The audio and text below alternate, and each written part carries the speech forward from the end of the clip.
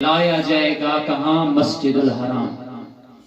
اور پھر روایت میں آیا ہے کہ جب جمعہ کے دن یعنی جمعہ کے دن ظہور کا دن ہوگا نا تو اذان صبح سے پہلے 313 افراد جو امام زمانہ کے خاص اصحاب ہیں ان اصحاب کو جمع کیا جائے گا اور وہ سب اکٹھے ہو کر وہاں مسجد الحرام میں آئیں گے۔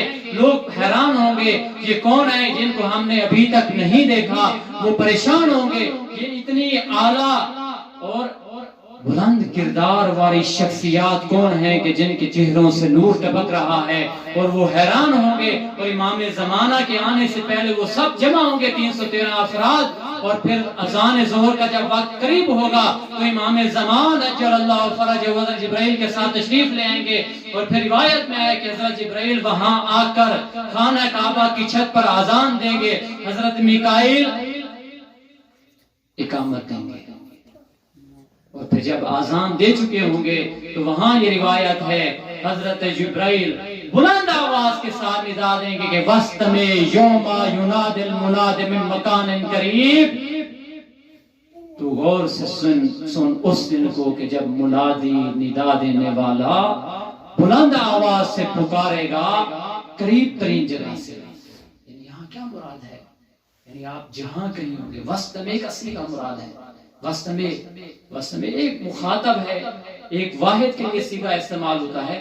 یہاں یہ بھی ہونا چاہیے تھا وسطمعو یا وسطمعو، یعنی تم سب سنو۔ وسط میں کیوں کہا گیا ہے؟ تو کہا گیا ہے، اس کی تفسیر یہ ہے کہ ہر شخص ایسے محسوس کرے گا کہ گویا کے نزدیک سے آواز اسے آ رہی ہے،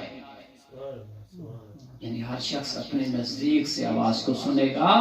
اور پھر یوم یسمعون الصیحۃ بالحق، اور اس دن وہ سب اس حق کی آواز کو سنیں گے۔ ذالک یوم الخروج، یہ وہ دن ہوگا کہ جس دن امام زمان کا قیام کا دن ہوگا۔ اور پھر امام زمان اجل اللہ فرجہ کہ خداوند متعال مختلف ہستیوں کے ذریعہ مدد کرے گا۔ ان میں سے روایت میں ہے کہ یؤیدہ بالملائکہ، خداوند متعال امام کی تائید و نصرت کرے گا ملائکہ اور فرشتوں کے ذریعہ۔ تمام فرشتے آئیں گے، حتیٰ کہ کہا گیا ہے کہ وہ فرشتے کہ جو امام حسین کی مدد کے لیے آئے تھے اور امام حسین نے انکار کر دیا تھا، کہا مجھے مدد کی ضرورت نہیں ہے، وہ بھی امام زمان کی نصرت میں تشریف لے آئیں گے۔ اور پھر 3 نبیوں کا تذکرہ آیا ہے روایات میں۔ زیادہ تھک تنیوے کے لگ گئے ہیں، ماشاءاللہ کیا باتیں، وقت زیادہ ہو گیا، کیا باتیں پر محمد وعلی محمد صلوات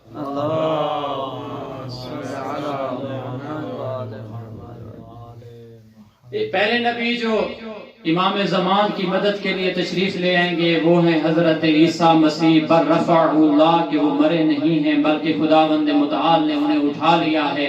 حضرت عیسیٰ آئیں گے۔ پھر دوسرے نبی حضرت خضر ہیں کہ جو امام زمان کی مدد کے لیے آئیں گے اور ان کے ساتھ ہوں گے۔ اور تیسرے نبی جن کا تذکرہ ہوا ہے کہ وہ زندہ ہیں وہ ہیں حضرت ادریس، وہ بھی تشریف لائیں گے۔ تو ان کے بعد پھر یعیدہ خداوند متعال ملائکہ نبیوں کے ذریعے مدد کرے گا، اور پھر تیسری مدد ہوگی 313 افراد اور امام زمان کے عوام و انصار کے ذریعہ،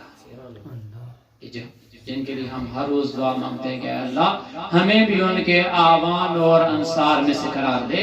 تو ان آوان و انصار کے ذریعہ خداوند متعال مدد کرے گا۔ اور میں فقط اتنا کہوں گا، وہاں امام زمان اس دن اپنا تعارف کریں گے، خطبہ دیں گے اور اپنا تعارف کریں گے کہ کہیں گے کہ جو شخص چاہتا ہے میں ینظر، یعنی جو دیکھنا چاہتا ہے الی آدم، یعنی آج جو شخص بھی نگاہ کرنا چاہتا ہے کہ میں دیکھوں حضرت آدم کو، فانا ذا آدم، تو میں آدم ہوں۔ پھر کہیں گے کہ جو ابراہیم کو دیکھنا چاہتا ہے، فہا انا ذا ابراہیم، میں ابراہیم ہوں۔ جو موسیٰ کو دیکھنا چاہتا ہے، جو عیسیٰ کو دیکھنا چاہتا ہے وہ آئے اور مجھے دیکھ لے۔ جو محمد و علی کو دیکھنا چاہتا ہے، فہا انا ذا محمد و ذا علی، میں علی اور محمد ہوں۔ اپنا تعارف کریں گے اور پھر نماز پڑھیں گے۔ اور نماز جو 3 نمازیں ہیں جو بہت زیادہ ہیں، 3 نمازیں ہیں جو قائم ہوئی ہیں اور اس کی مثل پھر قائم نہیں ہو سکی۔ ایک نماز وہ ہے کہ جو ختمی مرتبت رسالت مآب حضرت رسول اکرم صلی اللہ علیہ وآلہ وسلم نے مسجد اقصی میں نماز پڑھائی تھی. رسالت مآب نے امامت کروائی اور تمام انبیاء وہاں موجود تھے. آپ کے پیچھے نماز ادا کی، ایک وہ نماز کہ جس کا ثانی نہیں ہے، جو دوبارہ نہیں ہو سکی. دوسری نماز وہ کہ جو رسول اکرم صلی اللہ علیہ وآلہ وسلم نے ملائکہ کو پڑھائی ہے. تیسری نماز یہی ہے امام زمان عجل اللہ فرجہ کی نماز، کہ جو تمام اس وقت کے جو امام کے پیروکار ہوں گے، اعوان و انصار ہوں گے، 313 انصار ہوں گے، انبیاء ہوں گے، ملائکہ ہوں گے، امام کی امامت میں نماز کو ادا کریں گے. یہ ایسی نماز ہے جس کا مثل نہیں ہے. اور ایک چوتھی نماز کا میں تذکرہ کرتا ہوں اور آپ کی زحمت تمام. چوتھی نماز وہ ہے جو کربلا میں قائم ہوئی ہے، کہ جب نماز کا وقت ہوا ہے تو ابو ثمامہ سیداوی آئے ہیں امام حسین کے پاس اور کہا ہے مولا وقت کا نماز کا وقت قریب ہو چکا ہے. تو امام نے فرمایا قد ذکرت الصلاۃ، اے ابو ثمامہ سیداوی تو نے نماز یاد دلائی. قد جعلک اللہ من المصلین، اللہ تجھے نماز گزاروں میں سے قرار دے.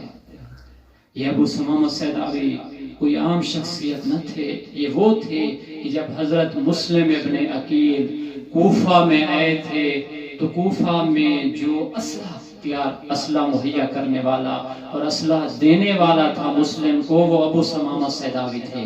اور آخر تک حضرت مسلم ابن عقیل کے ساتھ رہے ہیں. اور جب مسلم ابن عقیل وہاں سے گلیوں میں گئے اور پھر یہ منظر ہوا کہ فوج ان کے پیچھے ہوئی تو ابو ثمامہ سیداوی اپنے گھر میں روپوش ہوئے اور چھپ گئے. لیکن ابن زیاد پھر بھی ابو ثمامہ سیداوی کا پیچھا کرتا رہا، تعاقب کرتا رہا. لیکن ابو ثمامہ رات کے اندھیرے میں وہاں سے باہر نکلے ہیں نافع ابن ہلال کے ساتھ اور جا کر ملے ہیں امام حسین کے ساتھ. اور وقت نماز ہوا ہے، امام حسین نے نماز قائم کی ہے اور وہاں یزیدیوں نے فقط یہی جواب دیا اے حسین تو نماز کیوں ادا کرتا ہے؟ کیا تیری نماز بھی قبول ہے؟ اور میں کہوں گا ملعون ہو، کیا اس کی نماز قبول نہیں جو شریعت کا بانی ہے، وہ جو شریعت کا حافظ اور نگہبان ہے؟ امام حسین نے نماز ادا کی. نماز کے دوران ان یزیدیوں نے صبر نہ کیا، ان ملعونوں نے تیروں کے ساتھ حملہ کیا. سعید ابن عبداللہ حنفی کبھی اپنا سینہ سامنے کرتے تھے، وہ کبھی اپنے سر کے ذریعہ تیروں کو روکتے تھے، وہ کبھی اپنے بدن کے ذریعہ تیروں کو روکتے تھے.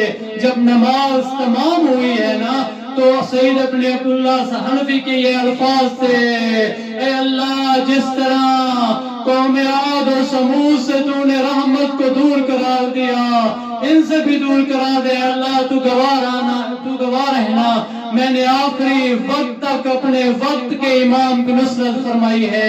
جب امام نے نماز تمام کی ہے تو سعید ابن عبداللہ حنفی کے بدن پر 13 تیر کے نشان تھے.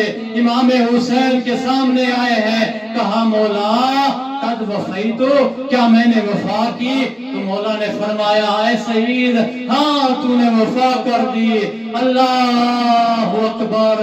اے سعید میں اس وقت تک جنت میں نہ جاؤں گا جب تک تو میرے آگے آگے نہ ہوگا. لا لعنت اللہ علی القوم الظالمین وسيعلم الذین ظلموا أي منقلب